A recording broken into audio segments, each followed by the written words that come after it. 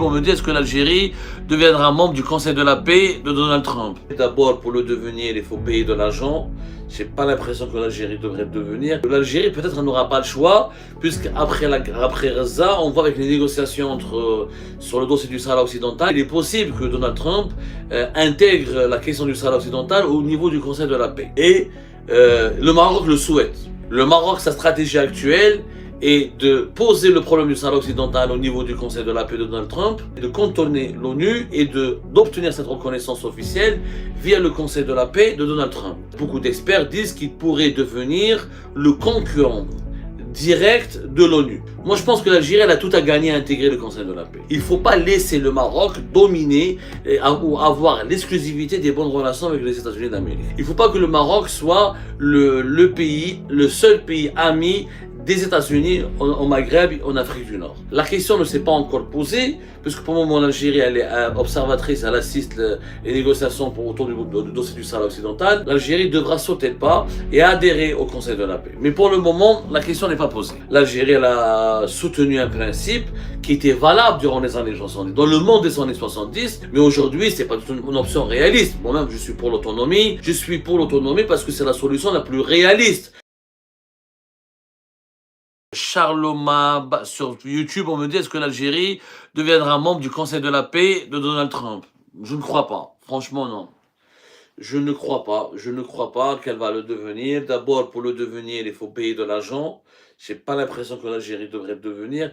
Enfin, je ne crois pas, mais j'en suis pas sûr. C'est possible, voilà, c'est possible. C'est possible parce que l'Algérie, peut-être, n'aura pas le choix, puisqu'après Gaza, on voit avec les négociations sur le dossier du Sahara occidental, il est possible que Donald Trump intègre la question du Sahara occidental au niveau du Conseil de la paix. C'est-à-dire que pour résoudre définitivement ce conflit, il est tout à fait possible pour l'administration américaine de l'inscrire à l'ordre du jour de l'agenda du Conseil de la paix, et le Maroc le souhaite. Le Maroc, sa stratégie actuelle est de poser le problème du Sahara occidental au niveau du Conseil de la paix de Donald Trump, puisque l'ONU, parce que l'ONU ne veut pas reconnaître, encore une fois, la marocanité du Sahara occidental, et elle refuse de reconnaître officiellement, elle refuse pour le moment, elle n'a pas franchi le pas pour reconnaître la souveraineté du Maroc sur le Sahara occidental. La stratégie marocaine est de contourner l'ONU et d'obtenir cette reconnaissance officielle via le Conseil de la paix de Donald Trump, qui est aujourd'hui, beaucoup d'experts disent qu'il pourrait devenir le concurrent direct de l'ONU. Puisque le Conseil de la paix, après le problème palestinien-iranien, il est question de l'actionner pour résoudre tous les conflits à travers la planète grâce à la médiation américaine ou sous l'égide des États-Unis d'Amérique ou dans le cadre de négociations, dans le cadre d'une intervention américaine pour mener des négociations. Et le Conseil de la paix, son rôle, qui sera géré par des puissances amies des États-Unis d'Amérique pour, par la suite, ces puissances amies vont appuyer, financer, soutenir les efforts américains, la doctrine géopolitique américaine dans le monde.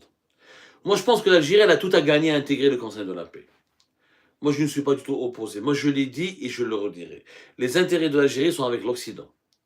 Les rôles comme les intérêts de l'Algérie sont avec la Chine et les Russes, où il est fou, où il est malhonnête, où c'est pas un patriote, où il est inconscient. Il ne connaît pas suffisamment, il ne comprend pas suffisamment les intérêts de l'Algérie et les particularités, et on va dire les particularités et les spécificités des intérêts de l'Algérie.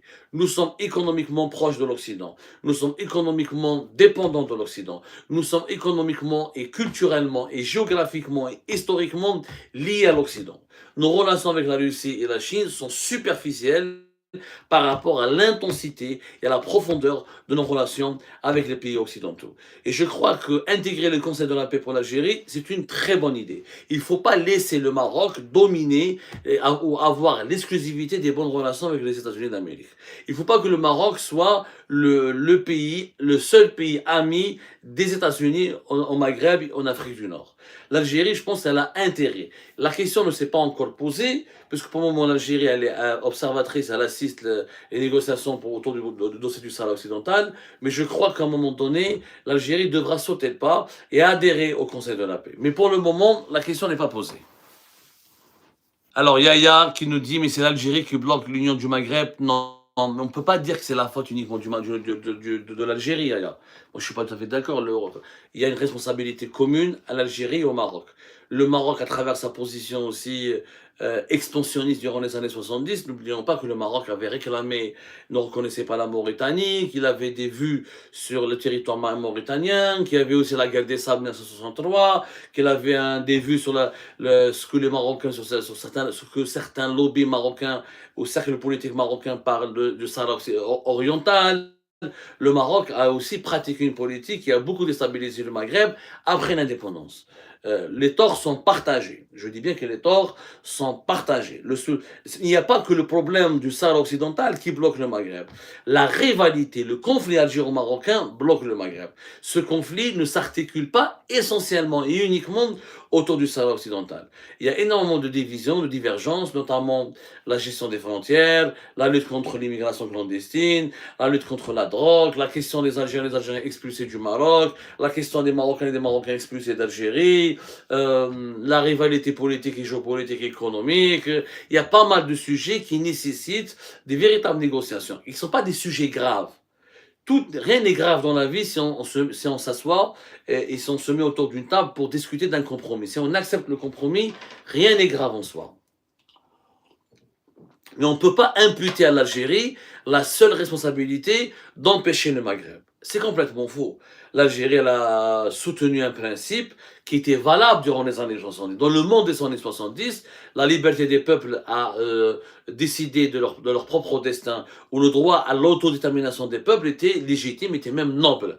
Maintenant, le monde des années 70 n'est pas le monde des années 2000. Peut-être que la question du Sahara, peut-être peut-être si j'étais né en 75 ou 76, j'aurais peut-être soutenu le droit à un État indépendant qui s'appellerait le Sahara occidental. Mais aujourd'hui, c'est pas du tout une option réaliste. Moi-même, je suis pour l'autonomie. Je ne suis pas pour l'autonomie parce que je suis soumis au Maroc ou parce que je travaille pour le Makhzen, comme le disent mes détracteurs du régime algérien. Je suis pour l'autonomie parce que c'est la solution la plus réaliste. Parce qu'aujourd'hui, on le voit bien que depuis au moins 2 décennies, depuis au moins une décennie, depuis 2011-2010, des États entiers, beaucoup plus anciens, beaucoup plus authentiques, comme le Niger, comme le Mali, comme le Burkina Faso, ont du mal à se protéger, à survivre face aux menaces sécuritaires, face aux menaces protéiformes, face aux menaces climatiques, économiques, etc. Comment voulez-vous qu'un pays de même pas 400 000 habitants pourrait survivre dans un monde dangereux, marqué par les menaces du narcotrafic, du terrorisme, des ingérences étrangères, de Daesh, d'Al-Qaïda, c'est pas possible. C'est pas réaliste. Mais le monde des années 70 était complètement différent.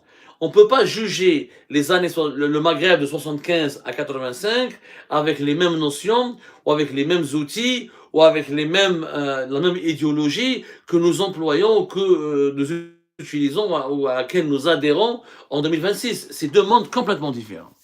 Mais vraiment 2 mondes complètement différents. Donc il ne faut pas mélanger les genres. L'Algérie n'est pas la seule responsable de l'absence de l'unité du Maghreb. Le Maroc aussi, il a sa part de responsabilité. Et je dirais, moi, franchement, il y a quand même une nécessité pour ces 2 pays de négocier un compromis. Il faut que les 2 pays acceptent un compromis. Là, je suis très objectif. Franchement, je suis objectif. Tu peux pas me dire que je suis pas objectif parce que n'oublie pas que c'est le Maroc qui a attaqué l'Algérie en 63. N'oublions pas ça. N'oublions pas ça. La guerre des sables, elle explique jusqu'à aujourd'hui, elle cimente un petit peu le conflit algéro-marocain. N'oublions pas que le Sahara occidental, que le Maroc a fait la marche verte. Certes, c'était un processus pacifique. Mais n'oublions pas qu'il y avait un problème il y avait un projet expansionniste marocain en Mauritanie, au niveau du Sahara oriental algérien. Donc, il y a des problématiques. Le Maroc aussi, il a une part de responsabilité. Et là, je cherche vraiment à être objectif. Pour moi, les torts sont partagés et les solutions ne passent que par un compromis que les deux pays doivent accepter.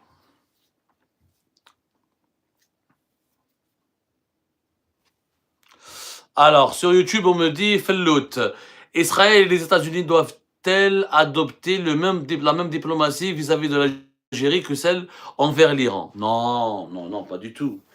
Pas du tout, non, non, non. L'Algérie n'est pas une puissance qui menace les États-Unis et Israël comme l'Iran. L'Algérie n'a pas des missiles balistiques qui peuvent atteindre Tel Aviv. L'Algérie n'a pas un programme nucléaire pour fabriquer 10 à 9 bombes nucléaires avec la possibilité ou l'ambition de les balancer sur Tel Aviv ou sur Israël. Pas du tout. Non, pas du tout, c'est pas possible. C'est pas vrai. L'Algérie ne menace pas Israël. Il faut savoir qu'il y a eu des contacts permanents entre l'État algérien et l'État israélien, durant les années 90 notamment, avant les années 90. Et dans les coulisses, il y a eu des canaux sécuritaires, il y a eu des canaux diplomatiques, il y a eu des canaux politiques. L'Algérie n'est pas un pays foncièrement anti-israélien, il est antisioniste dans le discours, dans la pratique, dans le discours public, sur la place publique, dans le langage médiatique. Mais c'est pas un pays qui, l'Algérie ne finance pas des groupes armés ou des mouvements politiques qui font des attentats en Israël ou qui menacent les soldats israéliens ou qui menacent l'armée israélienne. C'est complètement faux. L'Algérie ne le fait pas. D'ailleurs, depuis octobre 2023, quand il y a eu les événements d'octobre 2023 et l'attaque du Hamas, l'Algérie a coupé avec le Hamas. L'Algérie a observé une neutralité absolue vis-à-vis du Hamas, voire même une distance. On l'a même révélé, nous. Il y avait même des responsables du Hamas qui cherchaient à s'exiler, à fuir pour se réfugier dans un pays, pour se réfugier dans des pays arabes. Et il y avait un haut responsable du Hamas qui a été proposé par l'autorité palestinienne à l'Algérie pour qu'il soit accueilli, pour qu'il soit protégé. Et Al-Majid Tebboune, le régime Tebboune a refusé. Aucun responsable du Hamas n'a été recueilli ou accueilli en Algérie. L'Algérie a refusé d'accorder le refuge à tous les responsables du Hamas. C'est complètement vrai. L'Algérie n'a jamais cautionné l'attaque d'octobre 2023. Il faut dire la vérité. L'Algérie n'a jamais applaudi. Elle reconnaît aux Palestiniennes et aux Palestiniens le droit à la résistance. Elle reconnaît aux Palestiniens et aux Palestiniens le droit de lutter pour leur indépendance, mais elle ne soutient pas les attaques contre les civils. Elle n'a jamais cautionné des attentats ou des attaques contre les civils. Elle n'a jamais armé le Hamas. Elle a invité le Hamas en 2022 dans le cadre pour riposter à la normalisation entre Israël et le Maroc et à l'alliance militaire entre Israël et le Maroc. L'Algérie a juste voulu réconcilier le Hamas avec l'autorité palestinienne, a juste voulu relancer la question palestinienne, mais pas avec des actions armées ou des actions terroristes, etc. L'Algérie n'est pas une puissance qui dérange ou qui menace les intérêts américains ou les intérêts israéliens. L'Algérie, encore une fois, est une puissance défensive. Elle a une stratégie défensive. Elle cherche juste à se protéger et à garantir le défi de l'Algérie. D'ailleurs, c'est un défi sérieux, on en parlera plus tard si vous voulez. C'est que l'Algérie est un grand pays qui a une population qui ne cesse de se développer, plus de 50 millions d'habitants bientôt. C'est le plus grand pays d'Afrique, avec beaucoup de ressources, avec d'immenses territoires, avec d'immenses frontières, avec une grande façade méditerranéenne, avec une grande façade sur le désert et le Sahara. Le défi de l'Algérie, c'est comment rester unis et stable dans le monde de demain. C'est pas le défi de l'Algérie. L'Algérie n'a pas la capacité de devenir une puissance hégémonique. C'est-à-dire, elle n'a pas la capacité de devenir la Turquie, l'Iran, les Émirats ou le Qatar. L'Algérie veut juste trouver sa place, garantir ça, parce que le défi de l'Algérie, c'est comment mobiliser les ressources économiques, mais aussi politiques et idéologiques aussi, parce qu'il faut de l'idéologie, il faut un projet de société, il faut des idées, il faut une culture pour garantir sa propre sécurité, sa propre unité. L'Algérie, elle a peur d'elle-même, parce que derrière cette agressivité, le régime algérien donne l'impression qu'il est agressif, etc., qu'il est, comment dirais-je, qu'il est brutal, qu'il est provocateur. Derrière cette phase, derrière ce caractère turbulent, il y a un régime qui a peur. C'est la peur qui gouverne Yajma'at al-Khair, qui gouverne, qui prête et qui détermine les décisions des décideurs algériens. C'est pas le courage, c'est la peur. Les décideurs algériens, ils ont peur. Ils ont peur que le MAC ne soit soutenu pas. C'est le cas. Il y a une partie de la droite et d'extrême droite israélienne qui soutient beaucoup le MAC. Ils ont peur que la Kabylie ne fasse cession. Ils ont peur que le séparatisme se développe en Algérie. Ils ont peur que le séparatisme touareg. Pourquoi l'Algérie n'est pas d'accord avec les militaires maliens quand ils veulent désintégrer, quand ils veulent neutraliser tous les groupes armés touareg maliens? Parce que l'Algérie a peur que les groupes armés vont se replier sur son territoire, qu'ils vont se faufiler au sein de la population touareg, que les idées, que le projet séparatiste touareg émerge au Grand Sud. L'Algérie a peur pour son intégrité territoriale. C'est une peur vraiment sérieuse que peut-être les partenaires ou les voisins de l'Algérie peinent à comprendre. Mais vraiment peinent à comprendre. Mais c'est ça la vérité. C'est un pays qui a profondément peur. Souvent, les bêtes, souvent les gens, souvent, on peut retrouver ce comportement chez certains gros voyous, chez certains grands délinquants, derrière leur façade de voyous, etc. Il y a quoi? Il y a d'abord